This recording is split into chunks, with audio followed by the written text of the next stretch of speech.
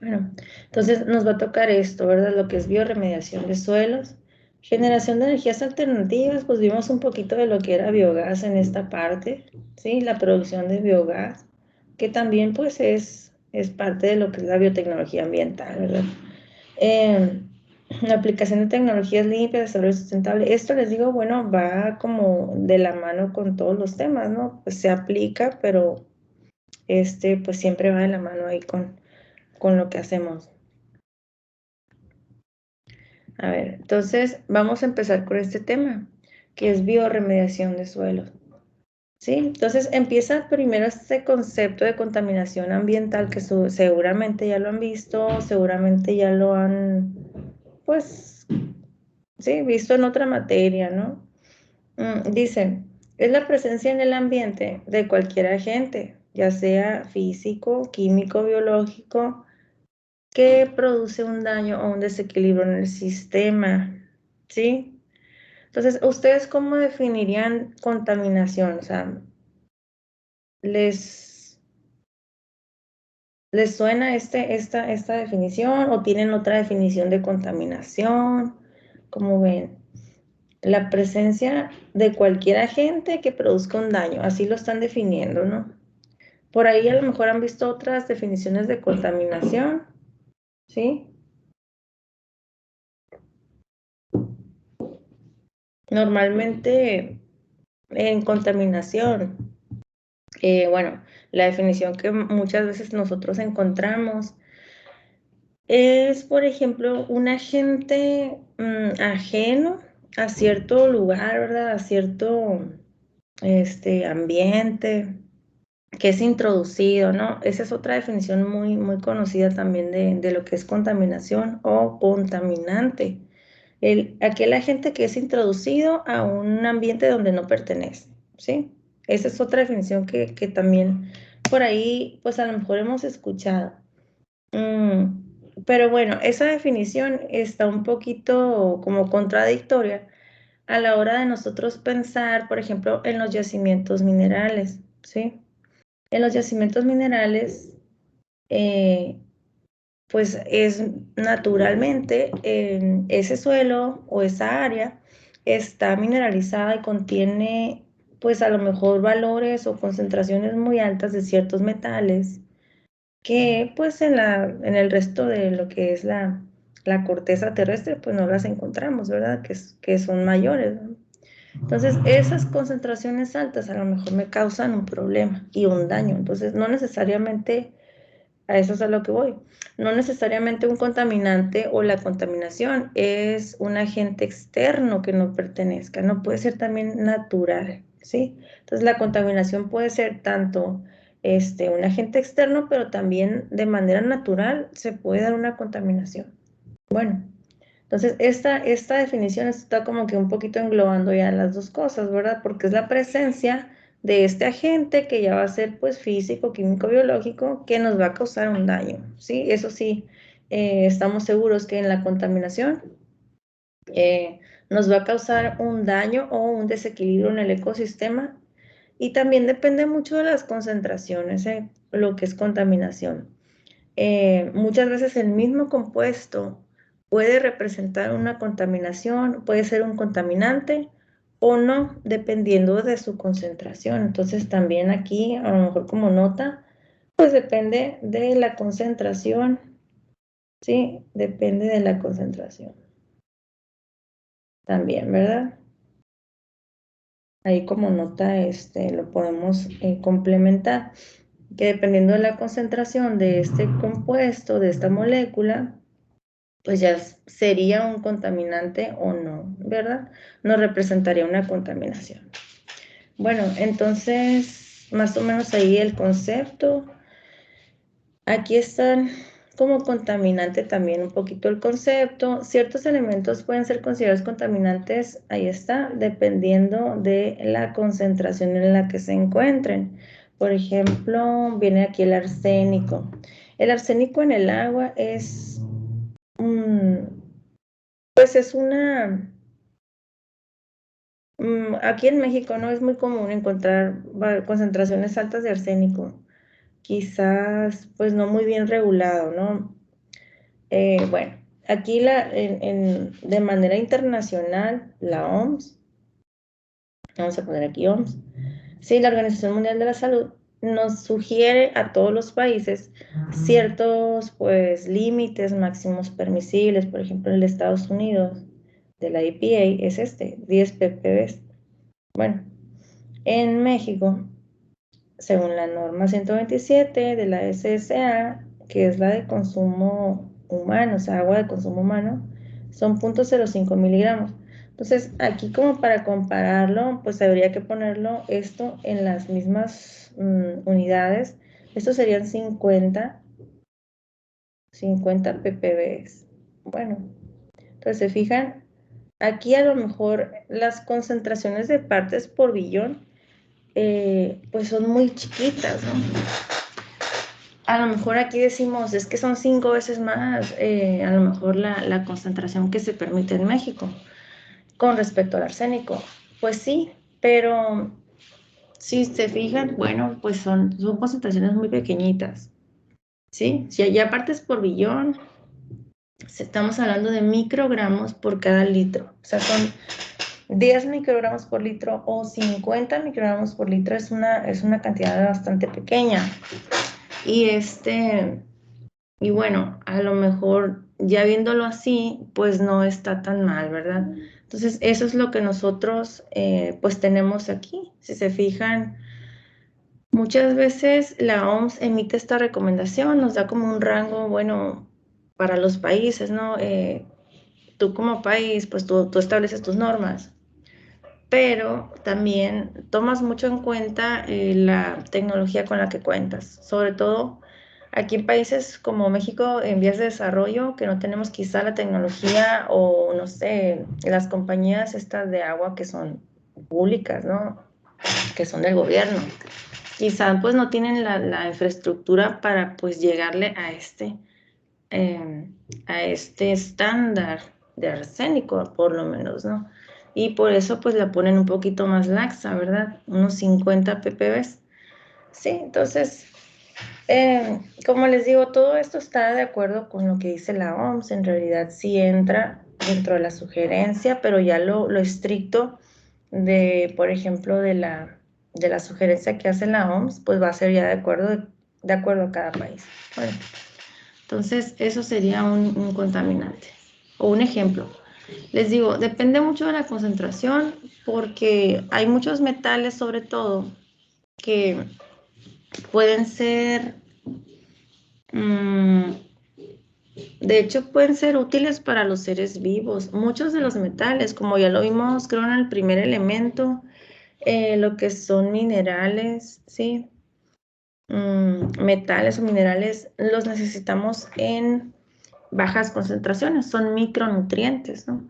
Entonces, los micronutrientes, pues comprenden muchos metales, por ejemplo, pues magnesio, cobre, zinc, ¿sí? Y estos metales en bajas concentraciones son esenciales, ¿sí? Para la vida o para cualquier, pues casi todas las células, ¿sí? Eso ya lo vimos en el primer elemento. Pero bueno, si están en concentraciones muy altas, lo que pasa, por ejemplo, con los yacimientos de cobre, que hay concentraciones demasiado altas de cobre ahí en el suelo y por lo tanto en el agua y por lo tanto pues están conviviendo con las plantas, los animales, incluso los seres humanos que están viviendo dentro de esas áreas. Y nosotros como seres superiores pues tendemos a acumular pues en este caso cobre en nuestro tejido, ¿verdad? Se bioacumula. Entonces, pues sí, ahí sí nos puede causar problemas, ¿no? Ya sabemos, por ejemplo, con esto del derrame de Cananea, mucha gente como que externó ciertas enfermedades, hubo, creo, un fideicomiso como para atender a la población. No sé si alguien sea de por ahí o le haya tocado escuchar, pero pues al principio sí estuvieron atendiendo gente. Y muchas de las enfermedades pues también habría que ver, ¿no? Qué origen tienen, porque pues se aprovecha mucho para decir, es que por la acumulación de metales me pegó tal cosa, cuando en realidad no, a muchas veces no aplica, ¿no?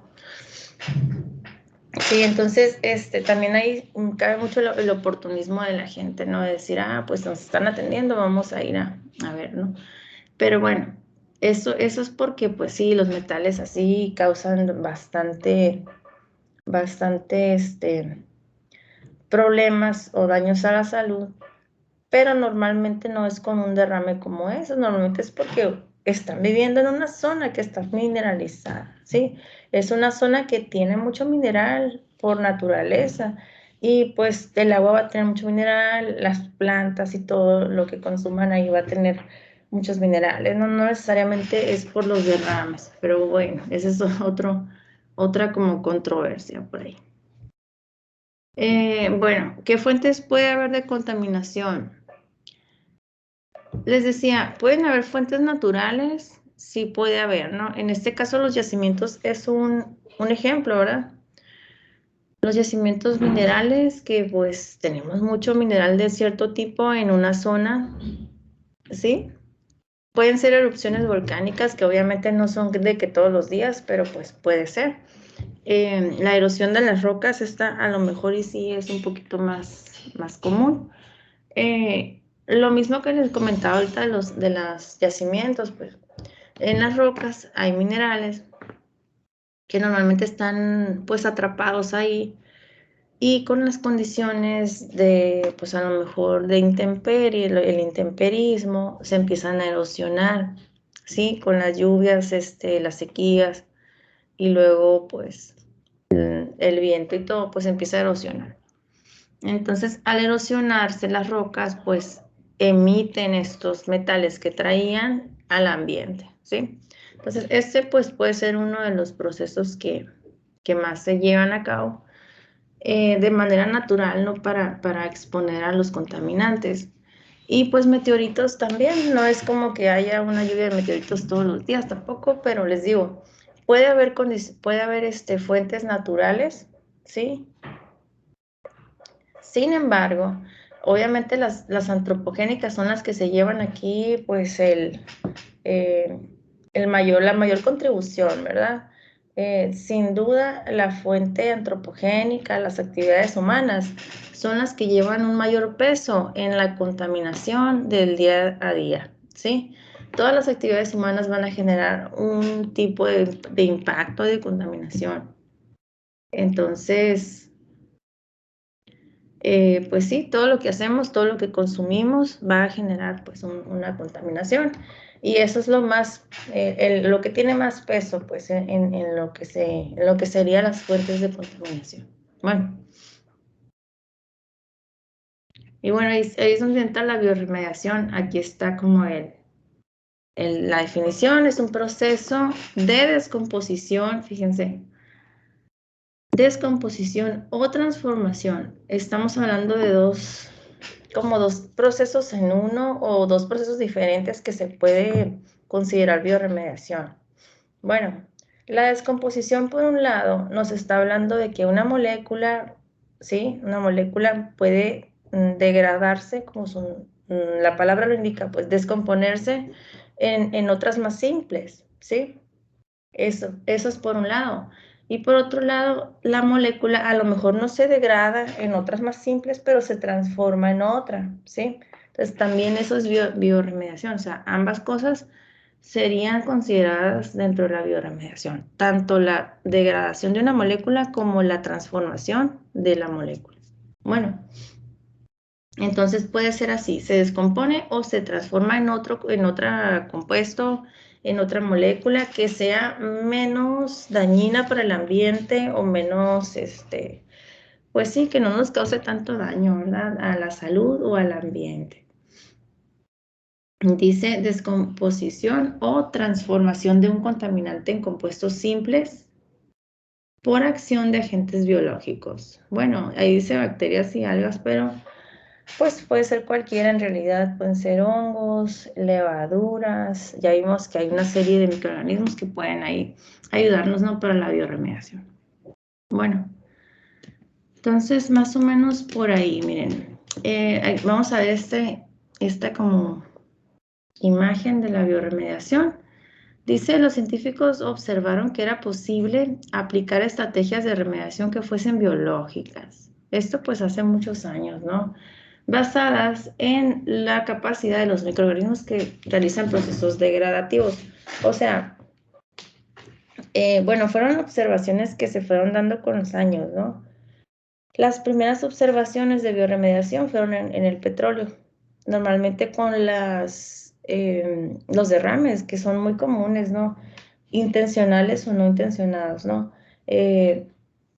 O sea, pues accidentes me refiero. Accidentes o de repente hay muchas, bueno, no, ya no tanto quizá, pero antes había muchas, ¿cómo le llaman? Cuando sale así el petróleo solito. No me acuerdo cómo se llama. Como, bueno, así, se me fue la palabra. Pero así como cuando hay como yacimiento, pues, pero sería de petróleo, ¿no? Estamos hablando de petróleo. Entonces, hay muchos así como que yacimientos de petróleo de manera natural, ¿sí? Que empiezan como que a salir, ¿sí? De ahí del suelo y empiezan pues a contaminar, lógicamente, ¿no? Porque es un yacimiento que no ha sido explotado, y empieza pues el petróleo a estar saliendo como a la superficie y está pues impregnando el suelo. Y bueno, eso es un tipo de contaminación. Entonces, así con los años se daban muchos de ese tipo de yacimientos de manera natural. Y luego se fue pues viendo que las áreas donde estaba ya pues alguna mancha ahí o una contaminación de petróleo, de hidrocarburo, se empezaron a degradar con los años, ¿sí? Entonces, esto pues ya fue observado, ¿verdad? Fueron de las primeras observaciones que se hicieron en materia de bioremediación, ¿sí? Entonces ya pues se descubre que la acción de los microorganismos es la que pues ayuda, ¿verdad? A degradar esas moléculas de petróleo, ¿sí? Entonces ya con los años pues se fueron degradando, ¿no? Dice, surge la biotecnología que busca resolver los problemas de contaminación, que es la biotecnología ambiental, que relativamente es una ciencia nueva, ¿no? La que estamos estudiando nosotros. Permite reducir o remover los residuos potencialmente peligrosos. Bueno, sí, en el caso del suelo, del agua, ¿verdad? Podríamos reducirlos, removerlos. Es una herramienta con poca demanda de energía también, bueno, es dentro de las ventajas está esto, ¿no? Demanda poca energía, también es de bajo costo, ¿sí? Y bueno, pues te da, dice, resulta en operaciones sencillas y de bajos requerimientos. Son ventajas que tiene, ¿verdad? La bioremediación. Y bueno, aquí tenemos algunas como lista. Miren, creo que son todas, sí. Pues sí, algunas aquí como lista. Dice, bueno, son procesos naturales, ¿verdad? De degradación de contaminantes. Siempre que exista cualquier molécula en el ambiente, va a haber algún microorganismo que la va a tratar de degradar. O sea, siempre, si ustedes dicen, bueno, es que este es tóxico, ok, sí. Sí, o sea, cuando, pues el petróleo, imagínense el petróleo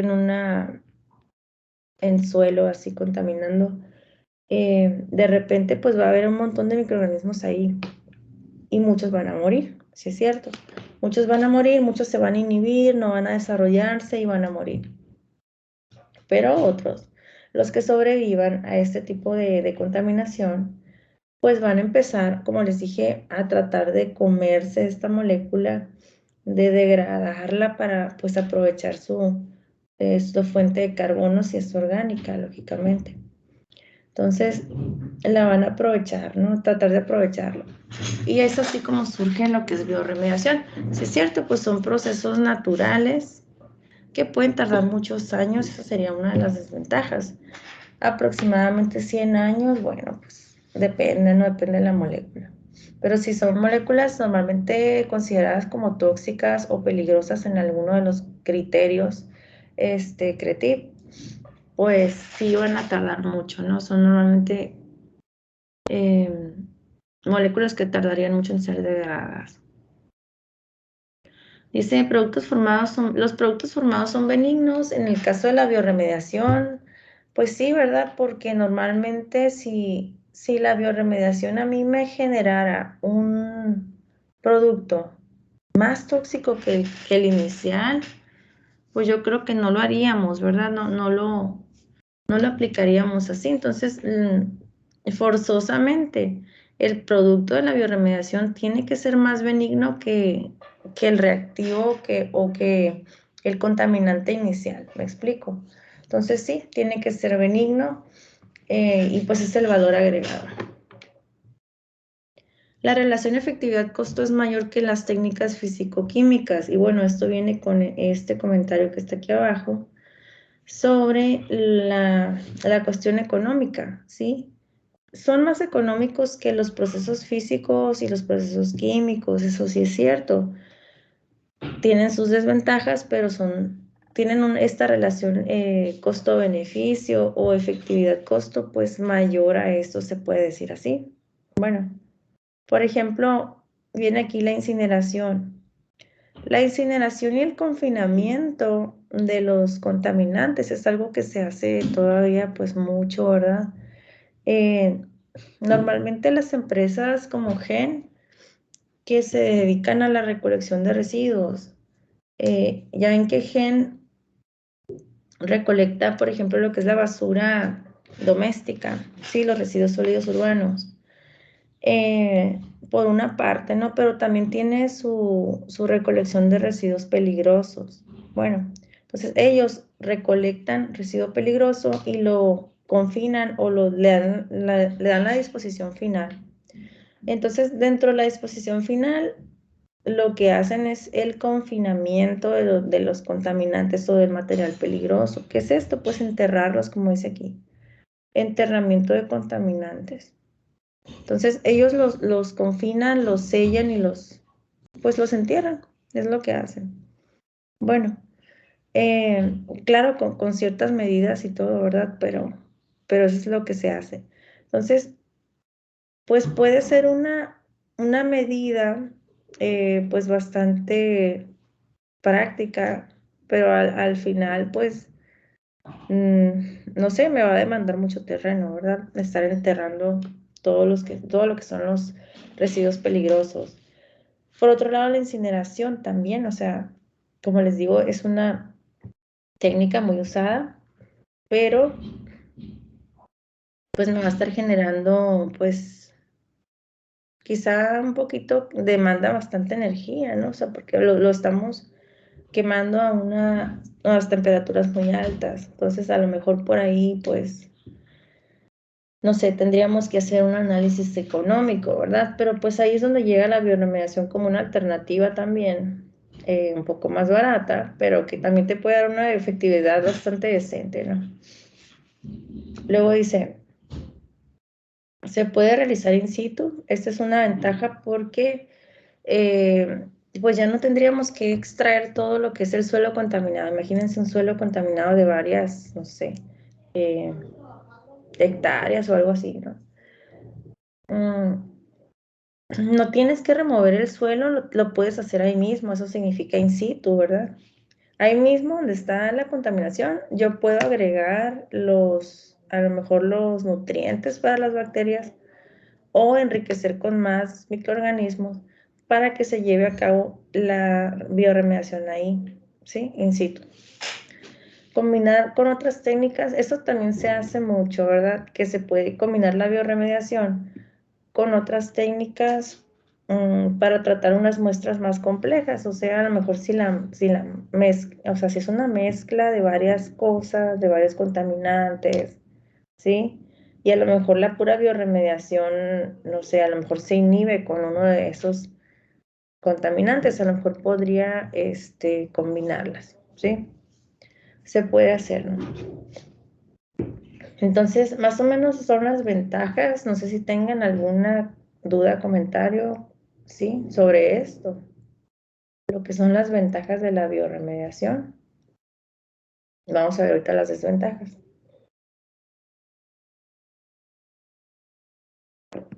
Ahí está, miren. Bueno, como desventajas nada más traigo estas 3, pero pues sí debe tener muchas, ¿no? Las principales desventajas, pues es que son procesos biológicos, miren. Todo lo biológico es muy delicado, ¿sí? Yo no puedo cambiarle las condiciones así nada más porque se me van a enfermar, ¿no? Así como nosotros los seres humanos, no nos pueden cambiar tantito la temperatura porque pues ya estamos incómodos, ya no estamos en nuestras condiciones más óptimas. La comida, ¿verdad? No podemos pasar pues sin comer, necesitamos los nutrientes adecuados, ¿verdad? Igual ellos, ¿no? Entonces, nosotros como ingenieros necesitamos pues darles los nutrientes adecuados, más o menos tener identificado qué tipo de consorcio microbiano es, si es aerobio, si es anaerobio, qué condiciones va a tener o necesita. Por ejemplo, si es aerobio, el aceptor de electrones, acuérdense, es el oxígeno, ¿no? Entonces, pues que esté bien aireado mi proceso. A lo mejor si es en suelo, pues estarlo removiendo, revolviendo pues todos los días o a lo mejor varias veces en el día, ¿no? Que se esté aireando bien. O si es anaerobio, pues darle las condiciones, estar seguros que el aceptor de electrones ahí está presente para que se pueda llevar a cabo la reacción, ¿verdad?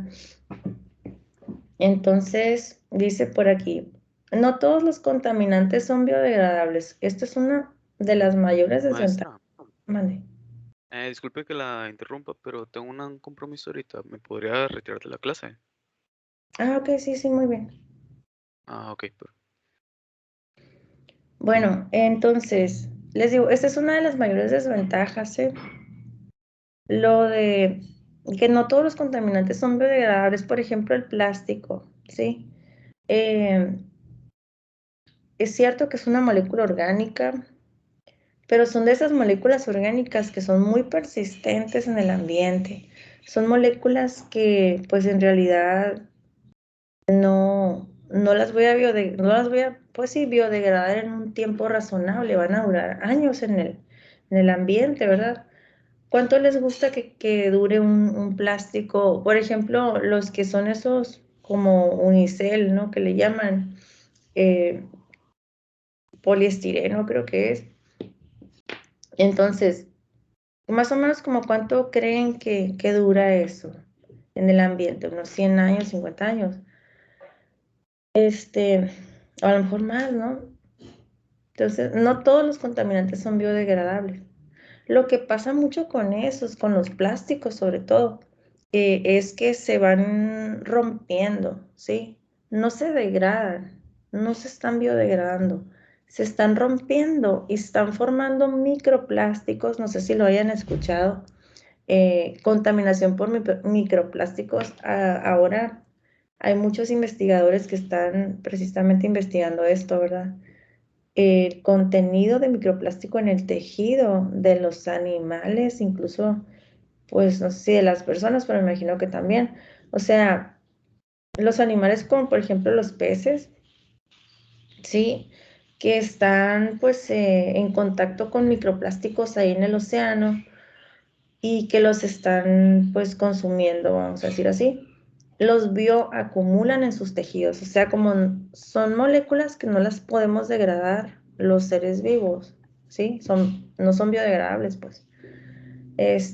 Lo que hacen muchas veces en los animales, en las plantas o en los seres humanos, es que lo acumulamos en nuestros tejidos. Unos se acumulan en el músculo, otros se acumulan en las grasas, en el tejido adiposo. El chiste es que no lo podemos degradar y se va quedando en nuestros organismos. Entonces, el microplástico es un problema ambiental recientemente, pues abordado, se puede decir así. De todo ese plástico que lleva años en el ambiente que no se degradó, sino que se rompió, vamos a decir, ¿no? En partículas muy pequeñas, microscópicas, y nos los estamos consumiendo, ¿verdad? A través de la cadena trófica, a través de los peces, a través de las plantas, ¿no? Lo estamos consumiendo. Bueno, entonces, ese tipo de materiales no son biodegradables, ¿verdad? No son biodegradables. Esa es una desventaja porque pues no podemos aplicar ahí bioremediación. Sale. Luego, dice, los tiempos de degradación son extensos muchas veces, ¿no? Son procesos lentos que pues a lo mejor pueden durar meses. Si bien les va, en unos 3 meses a lo mejor ya tenemos una biodegradación, pero se me hace muy poco tiempo, pues póngale que meses a años, ¿no? Es lo que dura normalmente un proceso de biodegradación. Entonces son procesos lentos. Si a ti te urge bioremediar un sitio, pues a lo mejor tienes que usar, bueno, no bioremediar, ¿no? Pero remediar un sitio contaminado. Podrías usar a lo mejor técnicas químicas o físicas, ¿verdad? Pero si no, pues lo podemos bioremediar a un costo relativamente más bajo, pero pues en un tiempo mucho más lento. Bueno, luego dice, el monitoreo debe ser intenso y laborioso. En este caso, pues igual porque son organismos vivos, ¿no? Entonces necesito yo estar monitoreando que tengan las condiciones adecuadas de pH, de humedad, que tengan el aceptor de electrones, si es anaerobio, o si es aerobio también, o que esté bien aireado. Entonces, requieren un monitoreo pues bastante intenso. Dentro de las desventajas, pues son las que podemos ver, ¿sí?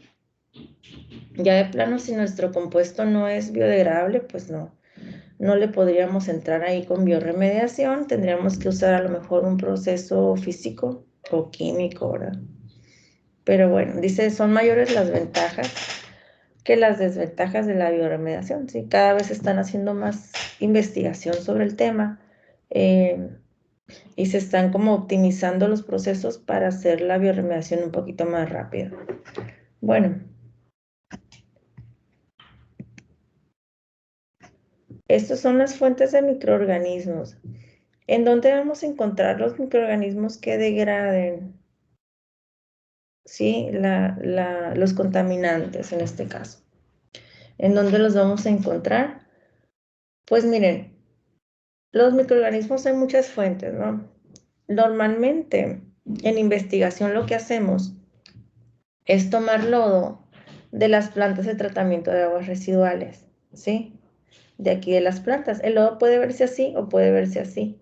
Este es un lodo granular, ¿sí? Que son así, pues son bolitas, son gránulos. Más o menos de unos milímetros, 3 milímetros, algo así. Son chiquitas, ¿no? O puede verse así como lodo pues muy, muy como líquido, ¿no? Entonces, de las plantas de tratamiento, pues como son lodos que ya están activos, que tienen mucha actividad y que tienen pues bastante carga microbiana, se utiliza ese tipo de lodos para hacer nuestros experimentos, ¿sí? De hecho, acabo de ir a una planta para pedir lodos del tanque anaerobio y del tanque aerobio, ¿sí? De los dos pedí. Y ahí me los llevé al laboratorio para que pues para empezar unos experimentos. Y más o menos los dos se ven así como ¿no? Sedimentos, también de los sedimentos podemos encontrar. A lo mejor así en el suelo, no se refiere al suelo. A lo mejor sedimentos también pueden ser marinos, pero el sedimento es la parte como más superficial del suelo, o sea, de lo que son las capas del suelo. El sedimento está en la superficie, a lo mejor de 0 a 20 centímetros. Esos son sedimentos. Entonces, en sedimentos podemos encontrar bastantes. Lo otro es cultivos enriquecidos. Aquí nosotros cuando sabemos que tenemos una muestra que tiene ciertos microorganismos de interés para nosotros, que los vamos a usar a lo mejor pues sí, en alguna investigación que estemos haciendo, podemos enriquecer el medio para que ese microorganismo que nos interesa, pues como que por selección compita y y se reproduzca más que los demás, ¿sí? Entonces, eso sería un cultivo enriquecido. La otra es que también los podemos comprar, ¿sí? Pero, bueno, o sea, los microorganismos los venden ya aislados. No sé si les ha tocado ver, por ejemplo, se usa mucho en alimentos y en farmacéuticos, lo que son los microorganismos ya aislados, ¿sí? Que se los venden liofilizados. Hagan de cuenta que los aíslan, los purifican, los cultivan y te los venden liofilizados como un polvito, ¿no? Es como una manera de secar, ¿sí? De secar el microorganismo y ya cuando pues tú lo vas a usar, pues lo reactivas en suspensión ahí, lo pones en agua, ¿no? Y lo reactivas para que empiece ya a hacer pues empiece a crecer. Entonces, no es recomendable para ambiental comprarlos así liofilizados o purificados porque son muy caros, ¿sí? Entonces, esto pues aumentaría mucho los costos de la remediación ambiental, al grado de que a lo mejor y le llega, por ejemplo, a los procesos físicos o químicos, que sí son más caros que los biológicos, pero pues si yo me pongo a comprar el microorganismo purificado, pues voy a aumentar mucho los precios también. Entonces, no tiene caso comprarlo así, ¿sí? ¿Me entienden? No tiene caso comprarlo aislado si uno mismo lo puede empezar como que a aislar en el laboratorio, sí, de alguna muestra, por ejemplo, así de como que de lodos o de sedimentos. Podemos aislar un microorganismo, irle dando las condiciones, enriquecerlo para que este microorganismo sobreviva o prolifere por encima de los demás, ¿no? Entonces, en ambiental no se usa mucho eso de comprar cultivos puros, por las razones que les dije, o sea, ya no sería como barato, pues, el proceso. Y en ese caso, si vamos a invertir, pues, en comprar microorganismos, mejor invertimos en un proceso químico o uno físico, que son más rápidos, que la remediación la puedo tener mucho más rápido, ¿me explico? Entonces, ya no está el atractivo de la bioremediación, de que es un proceso barato, si me pongo a invertirle en comprar cultivos puros. Bueno, sí queda claro más o menos esa parte. Entonces, más o menos así, ¿no? Nosotros tomamos los microorganismos así del ambiente, pueden ser mucho lo de los lodos, como les digo, las aguas residuales, es una buena opción. Sedimentos también, incluso el sitio contaminado ya debe tener algunos microorganismos adaptados a esas condiciones y nos facilitaría mucho del mismo sitio contaminado, pues darle las condiciones a los microorganismos que están ahí, que ya están adaptados ahí a ese tóxico, a ese contaminante y que pues nada más dándole las condiciones pueden desarrollarse un poquito más, ¿no? Entonces, ahí sí que eso es lo que hacemos nosotros como ambientales, ¿no? O sea, como biotecnólogos ambientales, darle las condiciones a estos consorcios y normalmente pues se trabaja así con consorcios de microorganismos, con grupos, no con un solo microorganismo aislado, ¿sí? Porque es más complicado y es más caro. Bueno, y de todas maneras se me va a terminar contaminando con otros cultivos, entonces no se usan los cultivos puros, ¿sí? ¿Sí quedó claro? Luego no me digan, profe, ¿por qué no utilizan cultivos puros en ambiental? En ambiental no se usan. Lo usan para, por ejemplo, farmacéuticos, como les dije, ahí sí. Tiene que ser todo súper aislado, muy así. Por eso están caros los procesos farmacéuticos. Y en alimentos también lo utilizan mucho. Por ejemplo, lo que son levaduras para las cervezas o diferentes tipos de fermentación láctica y eso. Utilizan ahí sí cultivos puros. Bueno, pero pues ya serían otro tipo de industrias, ¿no? A ver, ¿qué más viene aquí? Proceso de mineralización. Vamos a ver este último como concepto, miren. Aquí en lo que es mineralización estamos diciendo que una molécula orgánica o, bueno, una molécula la que sea, se va a convertir en moléculas simples y minerales, ¿no? Estas son inorgánicas. Entonces, fíjense, mineralización a eso se refiere. Aquel proceso en el cual una molécula se va a convertir en productos minerales que son inorgánicos. O sea, una molécula orgánica se convierte en productos inorgánicos más sencillos, ¿sí? Estos son más sencillos. Ahí sí que la molécula inicial, ¿no? O sea, la molécula inicial era como una molécula grande y se va degradando en las moléculas más simples, inorgánicas o mineralizadas, así se le llama. Entonces, por eso se llama mineralización. También lo habíamos visto, creo, por ahí en el elemento anterior, en el examen, creo que venía incluso, ¿no? Entonces, eso es la mineralización y es uno de los procesos, pues, de bioremediación en este caso, ¿no? Entonces, ahí está. El otro sería la biotransformación, del cual ya habíamos hablado un poquito. Se fijan, aquí tengo como ejemplo trinitrotolueno, TNT. En este caso, esta molécula, pues ya ven que es un poquito compleja. La voy a transformar en otra, como esta, triaminotolueno. Entonces, los grupos nitro los cambié por grupos amino, ¿verdad?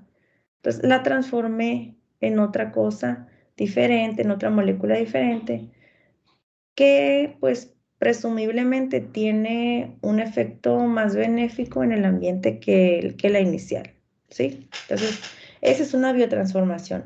Si se fijan, las dos moléculas son iguales de complejas, lo único que hice fue cambiar el grupo sustituyente del nitro por el amino, ¿sí?